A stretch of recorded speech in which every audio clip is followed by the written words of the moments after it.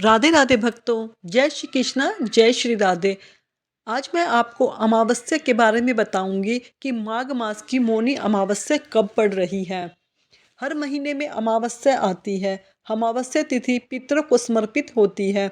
इसी में माघ मास की अमावस्या साल की बड़ी अमावस्याओं में आती है। माघ मास की अमावस्या को मौनी अमावस्या या माघी अमावस्या कहा जाता है। शास्त्रों में माने तो इस अमावस्या पर गंगा स्नान करने से मोक्ष की प्राप्ति होती है। माघ अमावस्या को मौनी कहने के पीछे यह मान्यता है कि इस दिन मनु ऋषि का जन्म हुआ था और मनु शब्द से ही इस अमावस्या को मौनी अमावस्या कहा जाता है। मौनी अमावस्या पर व्रत रखने से शरीर की पॉजिटिविटी बढ़ती है, आत्मविश्वास बढ़ता है।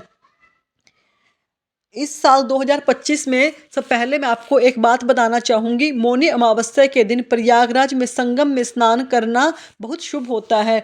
कुंभ का समय है, अगर आपको मौका मिले तो जरूर जाइएगा।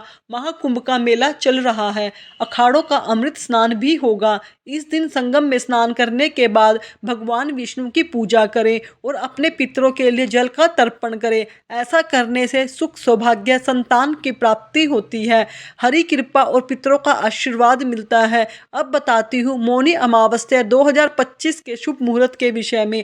माघ अमावस्या तिथि आरंभ हो रही है 28 जनवरी को शाम 7:35 से और माघ मास की अमावस्या तिथि का समापन होगा 29 जनवरी को शाम 6:05 पे। उदय तिथि के अनुसार 29 जनवरी को माघी यानी मौनी अमावस्या मनाई जाएगी।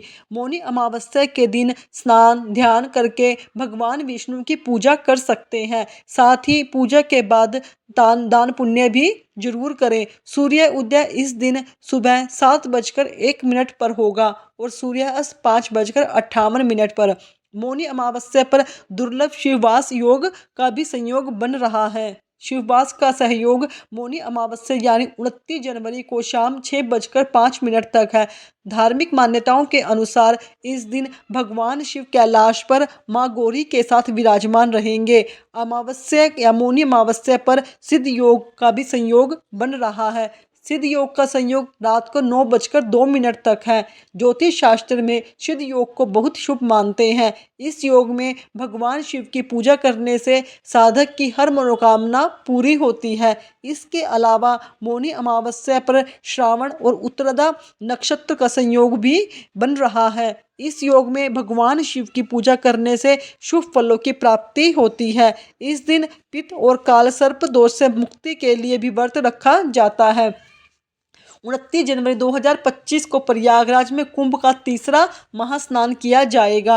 माघ अमावस्या को मौनी अमावस्या के नाम से जाना जाता है। इस दिन प्रयागराज के संगम में स्नान करने से व्यक्ति के सभी पाप नष्ट हो जाते हैं और उसे मोक्ष की प्राप्ति होती है। शास्त्रों के अनुसार इस दिन देवता और पितर भी प्रयागराज में आकर अदृश्य रूप से संगम में स्नान करते हैं। अमावस्या पर दान करने से महापुण्य मिलता है। इसके अलावा भगवान विष्णु की विधि विधान से पूजा करने से सुख समृद्धि का वास होता है। धार्मिक मान्यताओं के अनुसार माघ मास में कम से कम एक बार पवित्र नदी या प्रयागराज के संगम में जरूर स्नान करना चाहिए। इस दौरान ब्रह्म मुहूर्त में गंगा में स्नान करने से आयु लंबी होती है, आरोग्यता मिलती है। जो लोग गंगा नदी में स्नान नहीं कर सकते वह इस दिन गंगा जल को पानी में डालकर अपने घर में ही स्नान कर सकते हैं।